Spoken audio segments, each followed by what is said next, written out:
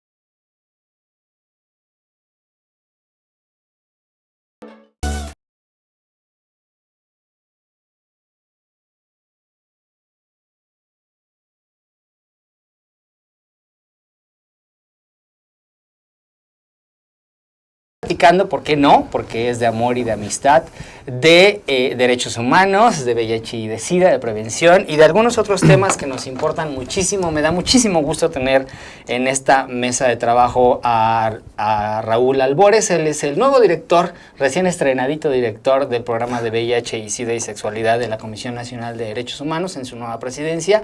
Y para hablar de qué hace el programa, cuáles han sido las recomendaciones que ha emitido a través de su vida, que viene para el programa, de algunos aspectos que ha habido sobre desabasto de retrovirales en los últimos meses y demás, pues tengo el placer de recibirte, Raúl, querido, ¿cómo estás? Muy bien, Gabriel. Yo estoy igual de nerviosa que tú, porque déjenme contarles que es mi amigo, pero bueno, ahora bueno, creo que tú estás más nervioso que yo. ¿Ah, sí?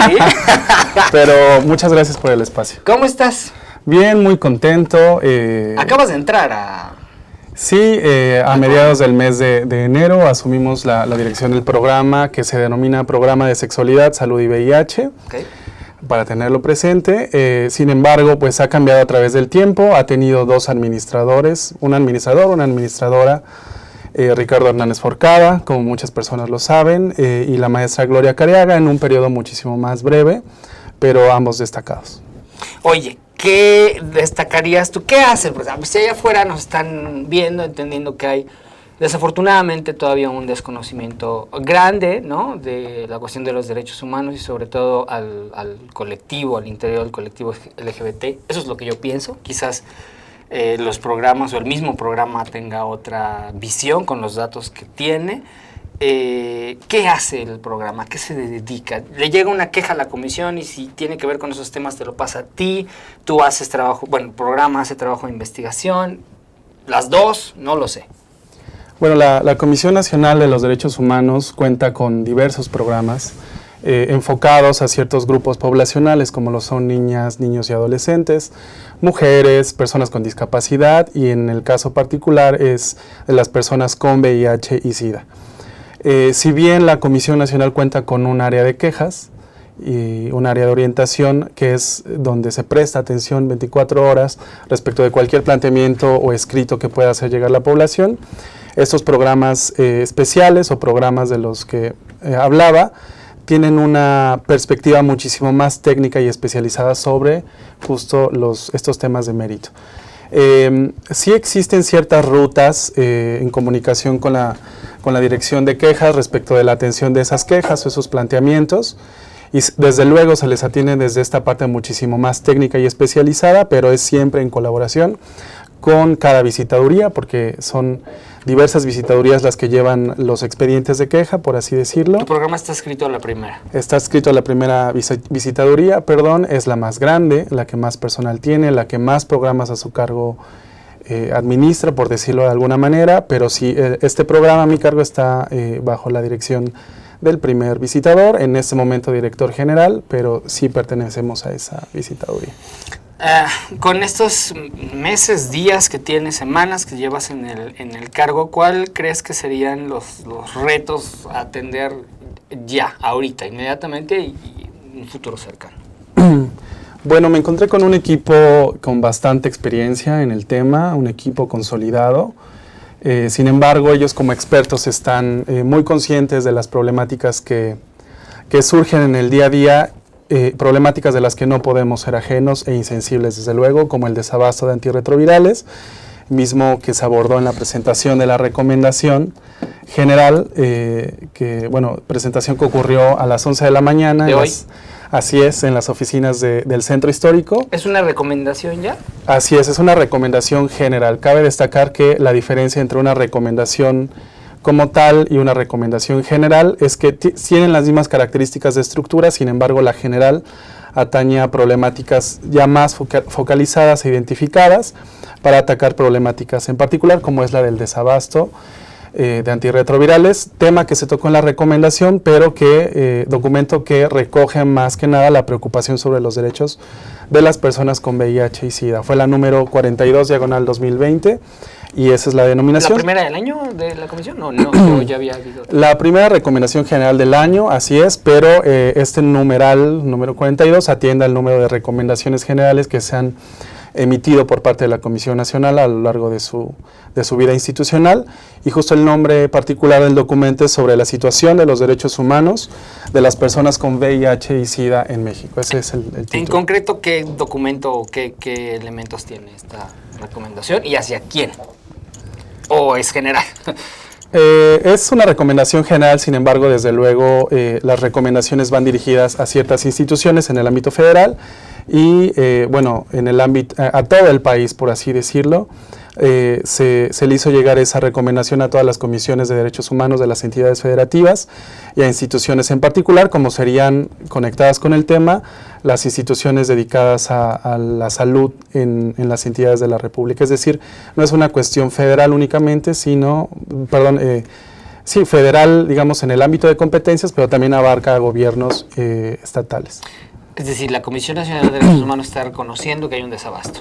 Así es, lo reconoce, lo documenta, y si bien es importante medir problemáticas, hubo un periodo donde se compartió el micrófono con representantes de las organizaciones, lo cual es muy importante para la maestra Piedra y para mi director general de la primera visitaduría, tener un constante diálogo con las organizaciones. No vamos a trabajar solas, es de la mano de las organizaciones que a lo largo de los años, como tú lo sabrás y todos lo sabrán, desde la calle se han luchado por los derechos. Hubo una observación, aquí iba con esto, hubo una observación sobre, y yo lo recalqué después al final en un cierre, que si bien es importante medir las problemáticas, pues en muchas ocasiones pudiera pensarse como muy corta esta cuestión de nos discriminan mucho. Hay mucha homofobia, hay muchos crímenes de odio, eso ya lo sabemos, y ciertas cantidades o porcentajes las ubicamos, pero la intención, y lo mencionaba en la presencia de mi director general, era que la Comisión Nacional estamos conscientes de la promoción de acciones muchísimo más contundentes y no meramente enunciativas. Insisto, es importante medir las problemáticas, pero una cuestión similar a condenamos enérgicamente lo ocurrido, pues no abona a veces a resolver una problemática, exacto. Y como abogado, incluso desde el programa a mi cargo, esa es mi intención, con la coordinación con las áreas correspondientes, desde luego, y con el trabajo conjunto que hagamos con la maestra Piedra, la presidenta de la comisión. Esa es la propuesta desde este programa, el promover acciones muchísimo más contundentes desde el ámbito legal. Eso es lo más importante. Voy a citar el tuit porque si no me puedo equivocar. Entonces, un tuit de la Comisión Nacional de Derechos Humanos dice: el 16 de noviembre del 2019 al 11 de febrero del 2020 hemos registrado 2.876 expedientes de queja.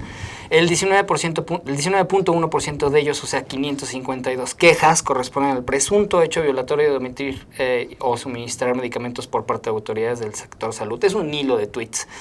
Básicamente es el IMSS tiene 421 quejas, el ISSSTE 112, Pemex, los servicios de salud de Pemex 7, la Secretaría de Salud 5 quejas y el Hospital Juárez de México 1 queja. De ahí los institutos y algunas otras instituciones de salud del Estado mexicano. Entonces básicamente el problema está en el IMSS y el ISSSTE. Y estamos hablando de desabasto de antirretrovirales.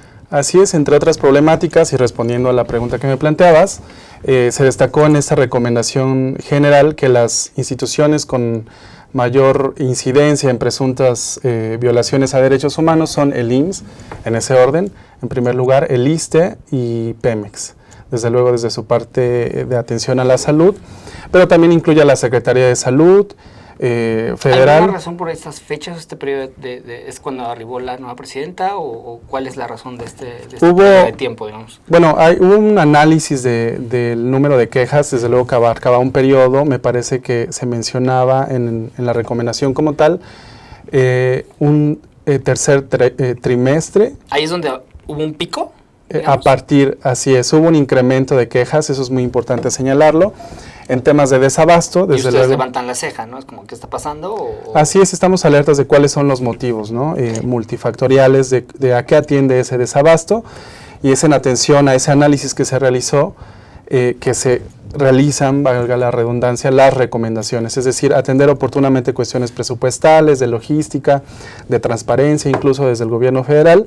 Nosotros como organismo autónomo justamente invitamos a que todas las instituciones en general del país, en el ámbito federal y local, cumplan con las obligaciones legales que tienen, porque eso es importante, digo, para toda la comunidad experta y que no tiene que ser experta. No es una buena voluntad por parte de las instituciones ni de las personas servidoras públicas, es una obligación legal. Sí, están vulnerando el derecho a la salud. Así está es. En la Constitución. Totalmente, que está en la Constitución, que está en tratados internacionales, que está en normas oficiales, en leyes generales y federales, en instrumentos incluso de índole interamericano, cuestiones de ese tipo. Ok, emiten la recomendación, ¿qué sigue? ¿Van a esperar un tiempo? O sea, el Estado mexicano, las instituciones de salud a las que se les hace la recomendación, tienen que darles y decirles, ay, perdón, no lo vuelvo a hacer, o sí lo hicimos. ¿Cuál es el proceso? Te lo pregunto sobre todo por la gente que nos está viendo allá afuera y que no ubica más o menos Exacto, eso es también muy importante, al menos desde el programa, hablar en un lenguaje ciudadano. Si bien muchos abogados identificamos ciertas cuestiones, es muy importante que se aterrice la información para con la ciudadanía en general, ¿no? Así como otras ramas o especialidades de las cuales yo no tuviera una experiencia de lleno, me gustaría mucho justo saber información muchísimo más puntual o con un lenguaje ciudadano. ¿Qué se hace? O sea, ya se emitió la recomendación, ¿qué es lo que sigue? Se fijaron algunos plazos para que esas autoridades den respuesta a la Comisión Nacional de qué se va a hacer, es decir, aterrizar las cuestiones. Sin embargo, algo que destacó el director general de la primera visitaduría fue que se va a buscar una sinergia con el Congreso para que dentro de las facultades con las que ellos cuentan se hagan muchísimo más exigibles las recomendaciones que la Comisión Nacional emita. Es decir, no presumimos sobre la atención que las instituciones tengan a bien prestarle a ese documento o lo comprometidas que se sientan con cumplir la normatividad a la cual están obligadas, sino se buscarán mecanismos y sinergias para que tenga un mejor empuje o un mejor impulso a ese documento. Es decir, que no se quede una muy buena intención. Te lo voy a preguntar así. ¿Pretende la Comisión Nacional, esta nueva administración de la Comisión, dotarle más dientes, quizás? Por decirlo de alguna manera, respetando... En lenguaje muy ciudadano. Así es, sí, dotar de más dientes a ese tipo de documentos para que no se queden en una recomendación, que como todos lo sabemos son justo eso, recomendaciones. Sin embargo, respetando la autonomía de las demás instituciones o de los demás poderes, se buscaría, de acuerdo a lo que señaló el director general, pues dotar justo de más dientes esos documentos para un goce efectivo de derechos. ¿Cómo respondes a la pregunta, Raúl? Estoy platicando con Raúl Albores, él es el director del programa de Salud, Sexualidad y VIH y SIDA de la Comisión Nacional de Derechos Humanos, el orden... Sexualidad, Salud y VIH. Sexualidad, Salud y VIH, sí, de la Comisión Nacional de Derechos Humanos. ¿Cómo responderías, Raúl, a la pregunta de una nueva presidencia, una presidencia cuestionada, ¿no? Todo pues debate que hubo acerca de cómo llegó la nueva presidenta de la Comisión Nacional de Derechos Humanos?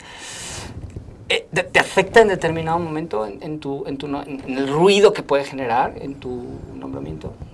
Bueno, yo siempre, y no nada más en ese tema, siempre he tenido muy claro que no se puede opinar sobre aquello de lo que no tienes información.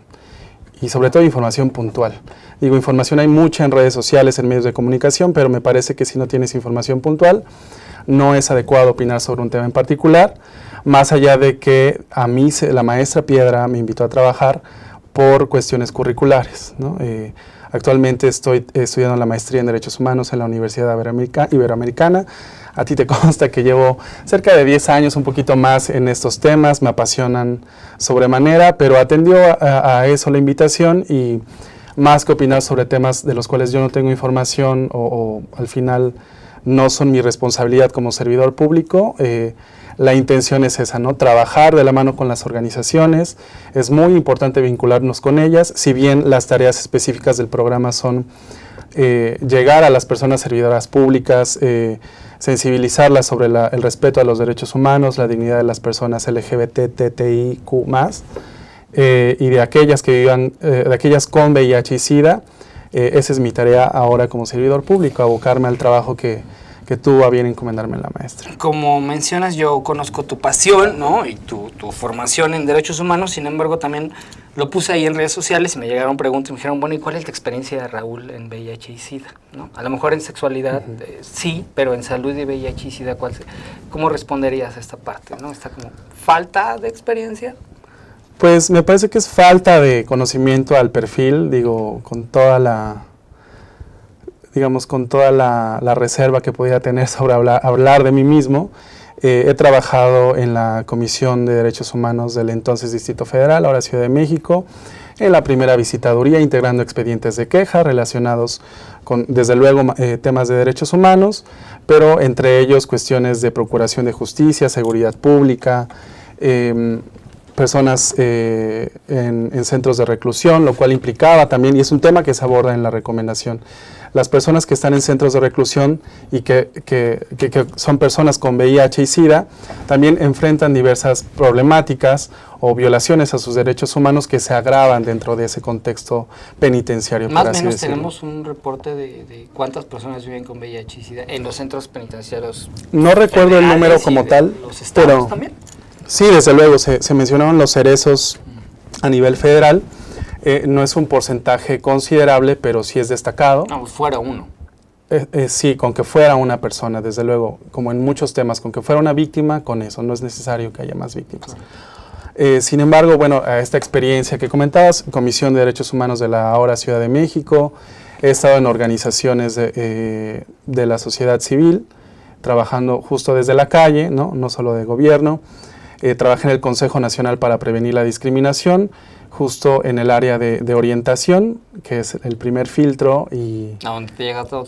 Exacto, y aplaudo mucho la labor de las personas orientadoras de ese consejo. Son un pilar para la institución, pero desde luego ahí se abordan temas de diversa índole, desde luego desde la diversidad sexual, pero temas de VIH y SIDA, desde luego, ahí está el enfoque. Oye, Raúl, en octubre del año pasado, del 2019, se presentó por parte de ya se estaba yendo esa administración, esa presidencia, se presentó el informe especial sobre lo voy a leer también porque es largo, sobre la situación de los derechos humanos de las personas LGBTI en México. Fue un informe amplio, se presentó un extracto del documento, pero el documento es muy amplio, con una serie de situaciones. No sé si de recomendaciones como tal, no recuerdo si se presentó como recomendaciones como tal, pero básicamente hubo como focus ahí en que persiste el rechazo a las personas LGBT, las mismas personas LGBT lo sabemos a nivel nacional, ¿no? El asunto del matrimonio igualitario, se hizo mucho énfasis en la atención a las personas trans, pero este informe especial que presentó la pasada administración, ¿lo retoma esta nueva? Desde luego es un pilar, es un muy buen trabajo que, como te comentaba, analicé a detalle y quisiera aprovechar para reconocer el trabajo inalcanzable de todo el personal de la comisión que trabajó en ese documento. Es un diagnóstico, es un análisis sobre diversas situaciones por las cuales pudiéramos atravesar las personas de la diversidad sexual. desde cuestiones de derechos civiles como el matrimonio, cuestiones de identidad, es decir, estas actas de nacimiento que tienen que ver con la identidad de género de las personas, que no todos los registros civiles tienen esa sensibilidad, o no todo el personal tiene la sensibilidad para entender que se trata de un trámite meramente administrativo y que no requiere necesariamente un juicio. Abarca temas también sobre cuestiones de procuración de justicia, es decir, respecto de los crímenes de odio por homofobia, transfobia, bifobia, lesbofobia, la perspectiva con la cual una fiscalía o una procuraduría puede investigar de manera correcta y apegada a los derechos humanos el crimen como tal. Es decir, que no se caiga en una cuestión imprecisa de fue un crimen pasional. No hay, está mal, también hubo en ese documento, recuerdo que hicieron como reconocimiento, ¿no? Lo que se hace bien se tiene que reconocer. Claro, también hay. ¿Recuerdas o sabes, a partir de esta lectura que hiciste, algunas instituciones que fueron reconocidas? A mí me llamó mucho la atención que en aquella lectura mencionaron que es algo que no entiendo por qué, o quizás sí, pero ¿no? Que la Secretaría de la Defensa Nacional y la Secretaría de Marina Armada de México sobre todo la Secretaría Armada de México, impulsan programas de derechos humanos y con especial atención a las personas LGBT que están en la Armada y en la Sedena, y que incluso mencionaron que había elementos con matrimonio igualitario reconocido, ¿no? No es algo que se sepa allá afuera, me llama mucho la atención. Así es, sí es un tema que se abordó, desde luego no todo es negativo, como tú lo mencionabas. Por parte de la Secretaría de la Defensa Nacional y la Secretaría de Marina hay un reconocimiento a matrimonios de personas del mismo sexo, lo cual implica incluso temas de seguridad social. Eso es súper importante, se agradece mucho y se reconoce esta apertura que muestran esas dos secretarías respecto del reconocimiento de las personas que integran esas instituciones y que se identifican como de la diversidad sexual, por decirlo de alguna manera. Pero también aquellas personas con VIH y SIDA dentro de la institución. Eso es muy importante porque a lo largo de la historia se ha sabido que, bueno, sus derechos humanos han sido vulnerados. Los corrían hace 10 o 15 o 20 años, los daban de baja, ¿no? Básicamente. No recuerdo la palabra, pero básicamente por inservibles, más o menos era cuestiones que atentaban contra la dignidad de las personas. Sin embargo, ha existido capacitación en materia de derechos humanos a las personas servidoras públicas adscritas a esas instituciones. Hay avances identificados, sin embargo, hay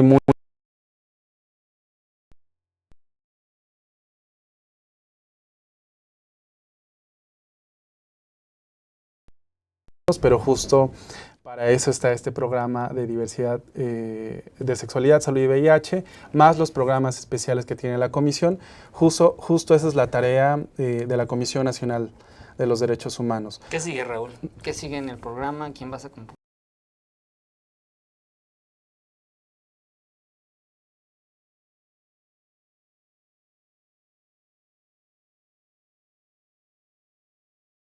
Desde luego que se haya depositado esa confianza en mí, pero no vamos a parar por trabajo, lo digo a nivel personal, no quiero comprometer a nadie, pero tú sabes, me apasiona este tema, todo mi tiempo, todo mi cariño y pasión respecto del tema están disponibles para hacer lo que se tenga que hacer, pero ¿qué es lo que sigue? Lo mencionaba, el vínculo con las organizaciones es fundamental, no tiene por qué existir un distanciamiento, tenemos que escuchar a las organizaciones, a las personas defensoras de derechos humanos que han estado todo el tiempo ahí, sin ellas no podemos. Sin embargo, también es importante crear sinergias, más allá de que seamos un organismo autónomo, es importante crear sinergias con las instituciones para lograr resultados justamente, como lo mencionaba, resultados a los que están obligados legalmente.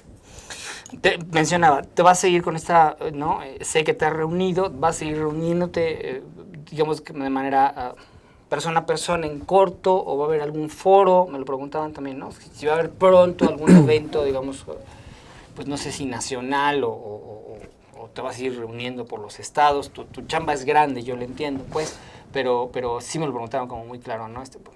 ¿Viene algo pronto o lo estás trabajando? Pues se tiene que trabajar, desde luego, hay cuestiones de agenda, de logística, presupuestales incluso, pero tanto la maestra Piedra como el director general de la primera visitaduría muestran esa apertura, ¿no? De repensar cuestiones que se hayan sugerido de inicio en la administración, se pueden repensar desde luego, esto en favor de los derechos humanos, es decir, no hay nada rígido, entiendo que esa es la política institucional, pudieran existir ciertos lineamientos o cuestiones legales que no podemos saltarnos, pero todo va a ser siempre en favor de los derechos humanos. Y sí, me interesaría mucho organizar un encuentro nacional, pero eso no quita que puedan invitarnos todas las organizaciones a lo largo de la República. Mi interés es acudir con todos, con todas, escucharlos, sobre todo aquellas que nunca hayamos incluido como programa, por así decirlo. Queremos escuchar aquellas de las cuales pudiéramos estar lejanos, pero es en todo el país, desde luego, esa es la intención. Cualquier municipio, cualquier entidad federativa. Y bueno, también el mensaje importante sería a instituciones, que alguna persona servidora pública nos esté escuchando, que pertenezca a las instituciones. Estamos abiertos a toda invitación se les invita desde el programa, pero cualquier cuestión que de su parte pudiera llegar, con mucho gusto acudimos a, informar sobre los derechos humanos de las personas de la diversidad sexual, es decir, capacitar a las personas servidoras públicas. Estamos abiertos a todas las instituciones y a todas las organizaciones, cualquier tipo de invitación. Del arcoíris de letras que legalmente lo habla así, de la LGBTI, ¿cuál crees que es el grupo que más requiere? Entendiendo que todos son importantes, pero ¿crees que hay un grupo de estos, de este arcoíris de letras, que necesite ser atendido más inmediatamente que otro? Pues sí, como lo mencionabas, todas las personas son importantes, en el ámbito de derechos humanos todas lo son, pero a mí me interesa mucho desde una perspectiva muy personal, pero entiendo que es importante replicarla a nivel institucional, las mujeres. Es muy importante la participación de las mujeres y la atención que se le deba de dar a ese grupo de población. Y bueno, de manera particular, con cada letra, personas trans también son un grupo del cual deberíamos de tener más presente, no olvidarlo, involucrarlo muchísimo más. Personas dedicadas al trabajo sexual, personas usuarias de drogas, ese tipo de temas son muy importantes no dejarlos de lado. Y desde luego la visibilidad, hay estándares interamericanos, internacionales sobre el uso de cada letra, pero es importante también la visibilidad que se le pueda dar a cada T, por ejemplo. Pues ahí está. Yo te quiero, no hace falta decirte que lo que tengas que informarnos de la comisión y específicamente del programa de salud, de sexualidad, salud y VIH de la Comisión Nacional de Derechos Humanos, ya casi me sale, pues vengas y nos digas, ¿no? Vamos a estar ahí muy al pendiente también. Sí, agradezco mucho el espacio y pues estamos a la orden para justo medios de comunicación, sobre todo organizaciones e instituciones de todos los niveles de gobierno. Estamos atentos, porque justo no se limita o no excluye al ámbito municipal, pero estamos abiertos a cualquier invitación y nosotros también los estaremos invitando. Es un gran reto, pero sí se puede lograr. Pues muchas gracias, Raúl. No, gracias a ti, Gabriel. Seguimos a través de Escándala Ideas TeleTV. Esto es Código Diverso, yo soy Gabriel Gutiérrez. Vamos a ir un corte porque ya están esperándonos allá afuera Alain Pinzón y una serie de invitados del grupo Vive Libre. Trabajan bien interesantemente con personas que viven con VIH y sobre todo con jóvenes. Vamos a un corte y regresamos. Oye, muchas gracias.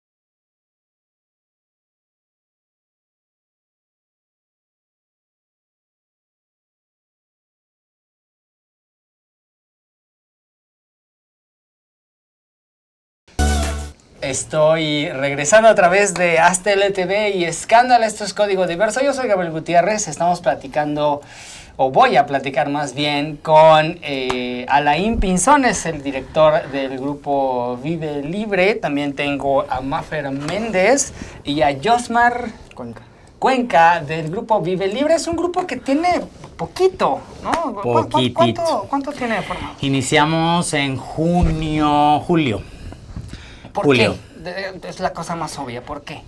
Yo creo que inicio con un tema muy personal, de que veo una falta, un hueco, de alguna manera, entre las personas que vivimos con VIH y estos espacios para hablar de lo que nos aqueja, de lo que tenemos dudas. A nivel personal. A nivel persona, ¿no? O sea, entre pares. Porque definitivamente estoy completamente seguro que no les decimos todo a nuestros doctores ni les podemos preguntar todo por la falta de confianza que tenemos. Hay poca empatía, ¿no? Totalmente desconocimiento. Tienen poco tiempo. Tiempo. Su agenda que está, digo, sí, sobre todo si somos pacientes del Sistema de Salud Nacional, pues es como de media hora y el que sigue, ¿no? Sigue. Quizás quieran, pero no puedan, ¿no? Quizás no sepan, quizás no quieran, ¿no? También. ¿Te has enfrentado a eso? Yo he estado en varias sesiones, en vivo en 2, pero he estado muy al pendiente cuando empezabas a sesionar o cuando ustedes sesionaban en el Centro de la Diversidad Sexual de la Ciudad de México, que es más chico que este estudio, creo. Sí, es ¿no? muy pequeño. Esa sería una amable invitación al gobierno de la Ciudad de México. La verdad es que yo creo que esta ciudad se merece un centro mucho más grande. No niego el trabajo que hacen, pero sí se necesita un trabajo más amplio. Pero a ver, yo llego ahí y de repente era como en un espacio muy pequeño, había mucha gente, y entonces era como un vagón del metro. Sí. Y yo el último vagón del metro. Ojalá se llamara así. No me distraigas. El vagón del metro en quincena en viernes, como ahorita, ¿no? En 14 de febrero. Y yo dije, aquí hay algo, ¿no? O sea, he conocido a través del tiempo, ¿no? Y de la edad muchos grupos, y particularmente me llamó la atención, y por eso estás aquí, y por eso están aquí, ¿no? Porque vi mucha gente trabajando, cuestionando, preguntando. Me encantó ver a gente muy joven, me encantó ver a mujeres trans, y entonces por eso yo le dije a Alain, a pesar de que de repente Alain es muy ruidoso y me hace mucho ruido de repente, eso lo sabes, pero tenemos una coincidencia vital, que es el trabajo, y la gente que trabaja a mí me cae muy bien. Cuéntame, Mafer Méndez, ¿cómo llegas a Vive Libre desde tu experiencia como mujer transexual y por qué estás en Vive Libre y no en otros? Ok. Tuve la oportunidad de estar en otros grupos. Eran demasiado institucionales, demasiado correctos. Y mi carácter es muy shiny, ¿sabes? O sea, soy muy... me gusta ir en contra de las cosas. Ya cuál es la coincidencia. Entonces, por ejemplo, veo que ellos tienen un grupo y yo necesitaba un apoyo emocional y en el cual poder hablar de 1000 cosas y al mismo tiempo de nada. Pero no lo quería esto de, es que esto se hace así por instituciones y todo eso. Y digo, es que no es lo que yo busco. O sea, y tampoco busco un lugar donde me regañen y donde me digan y donde tengan que hacer las cosas de cierta o cual manera. Entonces, veo lo conocí a él en diciembre, en una fiesta. Su shiny también dije, pues va a estar padre, ¿no? O sea, no tiene la imagen que normalmente vemos de un director. Y dije, bueno, pues vamos a acercarnos. Llegué al grupo y me sentí muy padre. Es un grupo en el cual ciertamente sí se hablan de cosas importantes, pero no es de lágrimas, de tortura, pues ya estamos demasiado mal, ¿sabes? O sea, como para qué seguir todavía metiéndole más candelas si pues ya estamos ahí. Sí, o sea, a mí me tocó, ¿no? La verdad es que nunca fui, pero sí leí alrededor y eran o son, quizás, no sé si existen, bastante lacrimógenos, ¿no? Ajá. Ay, soy, ¿no? Lo voy a decir yo, soy jotita discriminada y aparte vivo con VIH, pobre. ¡Qué dolor! ¿no? ¡Qué dolor! Y así como, mana, levántate, hija, Sí, ¿no? exacto. Hay que trabajar. Trans friendly. Sí, desgraciadamente la comunidad trans somos una comunidad muy segregada, aún dentro de la LGBT, pero también es porque nosotros hemos estado luchando a través del tiempo y siempre hemos recibido ataques. Claro. Entonces, nuestra actitud siempre es muy a la defensiva y eso lo puedo entender. Pero también de este lado, lo jotito no quita lo misógino. No, sí, pero a lo que voy es se necesitan espacios como este, claro, en el cual puedas ser tú y no importa tu preferencia, no importa lo que seas, es un espacio donde te sientes cómodo, o sea, donde te abren las puertas y es sí somos muy perritas, o sea, sí lo somos, pero es parte del ambiente, claro, y eso es lo divertido aparte, o sea, además se ponen temas muy diversos y no es nada más el estar llore y llore, creo que todos ya llevamos un proceso de llorar y de aceptar el duelo como tal, claro, y el grupo es más como para, ok, ya estás abajo, ya no hay más para abajo, o sea, no le escarbes porque no vas a salir de ahí, o sea, es ya para arriba, para arriba. Para abajo sí hay, pero pues es hundirte más, ¿no? No, porque llega un momento que sí ahí llegas a un tope, okay, o sea, llega un momento en que ya no hay lágrimas, ya no hay nada, es ya qué más quieres, o sea, deja el drama, ajá, y creo que es importante los grupos de apoyo porque sí es como una familia que te acoge de la nada, porque estamos hablando del mismo contexto, ¿sabes? Y son pocas las chicas trans que se acercan, muchas de mis compañeras o amigas han perecido o se han muerto en la soledad y digo, pues qué mala onda, ¿no? O sea, pudieron haber acercado a un grupo de apoyo emocional para poder superarlo sin necesidad de caer en la muerte, o sea... Josmar Cuenca, tú eres de esta parte joven, ¿no? Y que yo veía, ¿no? Creo que hay bastante, creo que hay bastantes jóvenes, ¿no? En el grupo. ¿Por qué crees que está jalando tanto joven acá a mis ojos? Justo por lo que decía Mafer, no somos este grupo en el que lloramos, o sea, no somos alcohólicos anónimos, salud. Pero... Alcohólicos sí, pero somos muy públicas. Justo hace unas semanas hablábamos del discurso que nosotros llevamos en el grupo, que es dale la vuelta a la moneda, ¿no? Ya lloraste, está padre, ¿no? No, se vale además. Se vale, necesario. Claro, o sea, y lo hemos platicado. Seguimos a veces llorando por muchas cosas, porque lo vamos a seguir haciendo en este proceso. Es parte de la vida, además, ¿no? Pero dale la vuelta, hay otras cosas. Los pares también vivimos cosas muy buenas y podemos aprender de lo que estamos viviendo, ¿no? Desde una perspectiva muy diferente, de reírnos, de vivir con VIH, de pronto ayer tuvimos una sesión muy padre. Sí. Y el contraste. Estuvimos en Clínica Condesa. Y está otro grupo. Ya están sesionando, habría que decir que están sesionando ya. Estamos, los días de invitado nada más. Cuando tenemos invitado, okay, cuando va alguien a dar un tema específico, Clínica Condesa nos abrió la puerta. Estamos todavía en piloto, no es que ya nos vayamos a casar con la institución, aguántenos. Sí, porque hay varias cosas que afinar todavía en ese lugar. De principio entonces siempre sesionan en el centro comunitario, Génova 30. En una privadita. En una privadita, en una casita. ¿Cuándo sesión?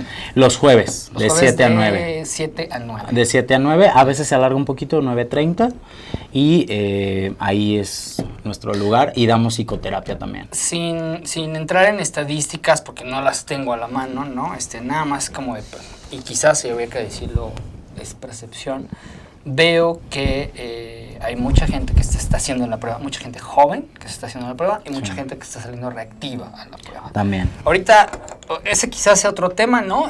Para hacer una evaluación de qué no ha hecho bien el Estado mexicano, de qué no han hecho bien los grupos, porque esas infecciones no se dieron hoy, ¿no? O sea, es un trabajo, es un error de los grupos, yo creo, que no hicieron bien su chamba, y también obviamente del Estado mexicano. Sí. Pero ¿esta percepción es cierta? O te lo pregunto a ti, que está recibiendo la gente. Es relativamente cierta, sin embargo, yo veo una problemática todavía más profunda que pocas personas alcanzan o que no quieren ver, ¿no? Hay personas que ya tienen el diagnóstico y que se están atendiendo en otras instituciones a nivel federal y que están saliendo de esas instituciones por todas las deficiencias que traen.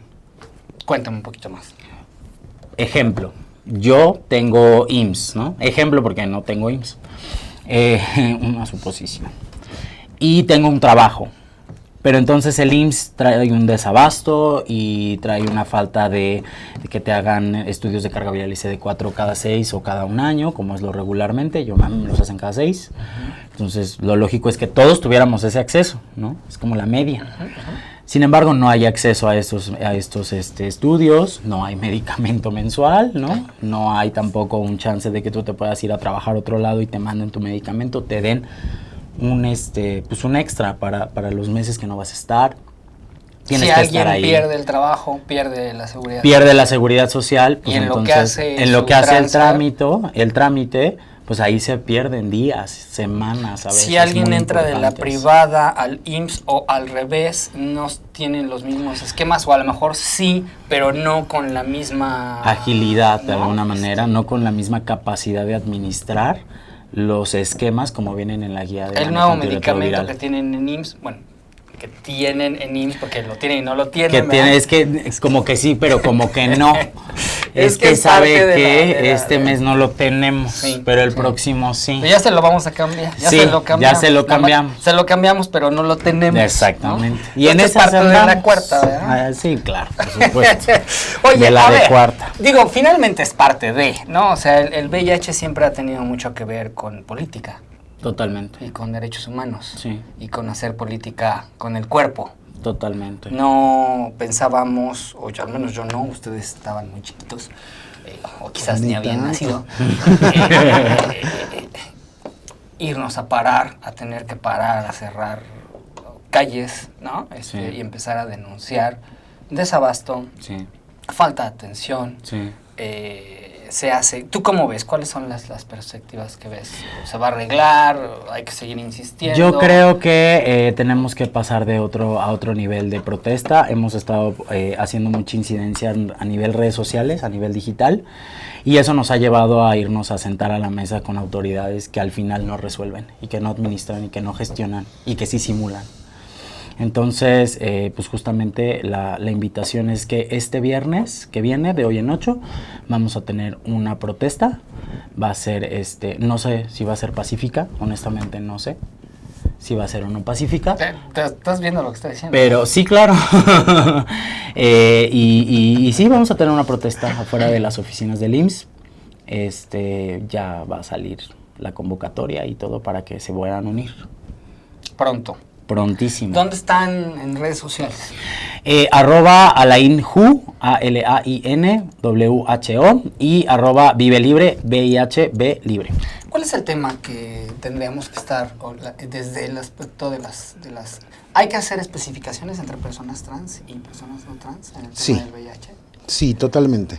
El estigma que vive una persona con LGBT o gay es diferente al que vive una trans, 100%. Las trans llevamos otro proceso, porque no es que yo me desperté y dije, ay, ¿cómo voy a joder el mundo el día de hoy? Ah, ya sé, me voy a convertir en trans. No es así el punto. Llevamos toda una vida de ataques, llevamos toda una vida de bullying, y a eso lo sumas estigmas todavía más fuertes, es un poco diferente. Y el acercamiento sí debe de ser completamente diferente. Hay compañeras trans de 50 años que literalmente no tienen para comer y viven con VIH y no tienen acceso a medicamentos, se dejan morir, o sea, por el estigma, por no tener un lugar donde El grupo hacerse. está abierto, ¿verdad? A recibir a El a grupo, N gente. Sí. grupo está conformado por personas que vivimos con el diagnóstico, por personas aliadas, por supuesto, en la O sea, no lucha tienes que contra el- vivir con VIH Sí, no, para para que nada, llegues para que llegues al grupo, pero sí hay como ciertas reglas, ¿no? La concientización, la confidencialidad, el respeto, y apenas me llegó un usuario y me llevó a su hermana. Y ahí se ha estado capacitando y conociendo del tema. Ha llegado gente, usuarios con su mamá también. Entonces, personas que viven con VIH y sus aliados. Sus aliados, sus familiares, sus parejas. Tenemos parejas serodiscordantes también dentro del grupo. Es un espacio abierto, diverso y plural. Ve mi cuerpo, es cuerpo diverso. O sea, De eso hay que hablar, de ese tipo de cuerpos y de corporeidades, ¿no? Tendríamos que hablar también. Pero eso lo vemos en otro programa. No me distraigas. No me distraigas. Ay, es que son muy diversos. Es que me ponen al lado del flaco. ¿Cómo? Oye, Oscar, cuéntame, ¿cuál fue tu experiencia personal, ¿no? ¿Cómo llegaste al grupo y ahora qué estás haciendo, ¿no? ¿Cuáles son como los espejos que se ven en personas jóvenes? Ya me dijiste que no eres tan joven, pero él lo dijo. No, pero ¿qué están diciendo los jóvenes, no? O sea, ¿cómo lo están tomando? ¿Qué te dicen? Pues cómo llegué fue muy chistoso. Un tweet de pronto así como de, no tienes nada que hacer, estás en Twitter, vi y dije, mira, pues no tengo nada que hacer, podría ir a perder 2 horas de mi día a un grupo y a escuchar qué dice. Y la verdad es que desde que llegué fue muy padre porque me recibieron muy bien, el ambiente, creo que el ambiente siempre ha sido igual, ¿no? Le hemos ido subiendo de nivel al ambiente, pero nos sentimos muy cómodos. Nos sentimos en un espacio justo, como lo decimos cada sesión. Es un espacio seguro en el que podemos hablar de todo. De lo que sentimos, de lo que estamos pasando. De pronto tirarnos un poco ahí de buffet. No, pues es normal. Es parte, por supuesto. Sí, porque ya nos llegaron a decir que somos muy pesaditos. Sí, pero pues somos gays. Es que hay nivel, ¿no? El buffet es básico, pero ¿qué estamos diciendo los jóvenes? Necesitamos espacios así. Espacios en los que podamos hablar de lo que estamos viviendo, de lo que estamos atravesando, informarnos, ¿no? Porque justo como decimos, los aliados son súper importantes en la lucha, todos los días, ¿no? Y que la gente se esté informando de que el VIH tiene muchas caras, ¿no? Y que lo podemos llevar y podemos vivir con él de una forma menos triste, por así decirlo. Partiendo de que ya hay personas que viven con VIH, ¿no? Ya, el grupo está ahí, ya el diagnóstico de VIH está allí. Pero ahora viene todo lo demás, ¿no? Hay una situación de chemsex latente, ¿no? Emergente, pero sin tener que tener una bolita, no hay que hacer como muy, ¿no? Tenemos que estar hablando ya de chemsex, ¿no? Otras enfermedades, otras infecciones, ¿no? De transmisión sexual, sobre todo estoy pensando en hepatitis C, pero y otra, ¿no? Trabajan, van, a ver, ¿quiénes han ido, no? ¿Quiénes han ido, quiénes van a ir? Médicos, especialistas. Yo recuerdo que fui en una ocasión que estaban presentando un libro de un académico, ¿no? Geógrafo, político, que estaba hablando, ¿no? O sea, desde... Y eso dijo, mira, ¿no? Y luego tuvieron una sesión a la que no fui, pero fue un médico, y luego hubo un ruido ahí por BPH. No vuelvo a hablar de BPH. Por lo menos en una semana. Quique, saludos. Señor Escándala. Excuse me. A ver, ¿qué onda? Tuvimos una sesión muy interesante, primero con el doctor Montalvo, y él nos habló más de sexualidad y medicamentos. Ahorita ¿Cómo tenemos, afectan? de alguna manera, la interacción que hay en la corporalidad, físicamente, sintomatológicamente. Después tuvimos un taller de sexualidad responsable para personas viviendo con VIH, dado por Polo Gómez. Han ido varias personas, de hecho fue una psicóloga especialista en adicciones. Para hablarnos del tema de recuperación. Que hay también todo un tema, ¿no? Sí, todo un tema. Sí, el otro día decía, y pregunté, es que tú no tienes que decir eso, y a ver, perdón, ¿no? Pues yo no lo digo yo, ahí están los números, ¿no? Sí, como también, pues así son los condilomas, disculpen ustedes, ¿no? A ver, tenemos un consumo más grande de drogas legales y no legales, eso es una realidad en el colectivo LGBT, luego investigamos por qué, ¿no? Fumamos más y nos metemos más de todo, ¿por qué? Luego lo investigamos, pero esas son las realidades. Sí, ¿no? totalmente. Drogas legales y no legales. Cuestiones de adicciones, ¿no? Adicciones, y el próximo mes tenemos ya agendado a Colectivo Dibu con Astron Martínez y Fernando Patlán. ¿Ellos qué hacen? Para que ellos hablan mucho desde la diversidad con la ciencia, ¿no? Y yo les propuse que habláramos de las drogas y la interacción que tienen junto con los medicamentos antirretrovirales. Entonces, si se van a meter algo, por lo menos sepan qué es lo que se están metiendo. ¿Cómo lo combinas, no? Exacto, y que no puedes tomar por el antirretroviral que estás tomando, ¿no? Entonces, yo soy muy claro siempre en esto, yo no voy a prohibir absolutamente ningún tipo de práctica, ningún tipo de conducta. Cada no, porque uno si no, sabe. es un espacio seguro en Claro. donde yo me quiero meter el dedo, ¿no? Pues sí, pero ponte lubricante. Exacto, ¿no? O ponte un Para que dedal, salga mejor, ¿no? ¿no? Un dedal de látex, Sí, claro, ¿no? claro. Para que no vaya a pasar algo. Entonces, tener la información y los insumos indispensables que para que nosotros podamos tener las conductas que nosotros tengamos son básicos. Es básico, total eso. Entonces, otra vez, para la gente que quiere asistir, Ciudad de México solamente. Ciudad de ¿no? México solamente. Ciudad de México los jueves. Los jueves de 7 a 9 en el Centro Comunitario de Atención a la Diversidad Sexual. Estén al pendiente de nuestras redes. Cada 8 días tenemos un invitado o invitada diferente y algunas son sesiones regulares. Por lo regular siempre tenemos esta interacción con los invitados y las invitadas. Y próximamente también vamos a tener algunas otras actividades extras además del jueves. En las redes los vamos a estar promocionando y anunciando. La entrada es libre. En el Twitter están VIHV, o sea, como vive, libre. Y así están, creo que también En Facebook y en Instagram también. Ah, también. Sí, Ok, y ok. si no, en las mías, y de ahí se vinculan, hasta arriba viene de que coordino a la INJU y a sus órdenes siempre. Oigan, pues gracias a Mafer Méndez, a Laín Pinzón y a Josmar Cuenca del grupo Vive Libre. Si tienen algo que contarnos, que chismearnos, que proponernos, tanto Escándala como aquí en Código Diverso y en Astele TV estamos más que abiertos. Súper, nos vemos en la protesta del viernes. Ahí está. No, si viernes. se quieren entrar, sigan los De hoy años. en 8. Nosotros somos un medio. Oigan, gracias de verdad por acompañarnos. Nos vemos y nos escuchamos el próximo viernes a las 5 de la tarde. Yo soy Gabriel Gutiérrez. Me pueden seguir en Twitter, en GabrielGTZG. Quédense en la programación de Astele TV el martes a las 8 de la noche, Aurora Wonders, con más invitados como siempre. Nos vemos el viernes, aquí en Código Diverso. Disfruten, es 14 de... es quincena, es viernes, es día del amor, de la amistad. Gocen. Astele.tv.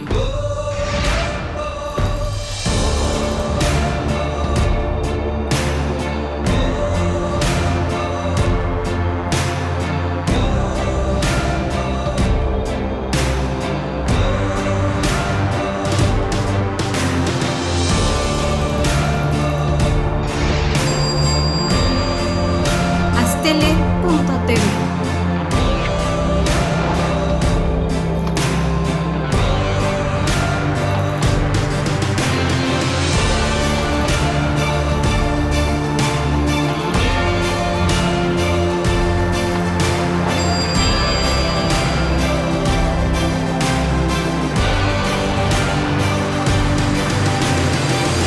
Astele.tv.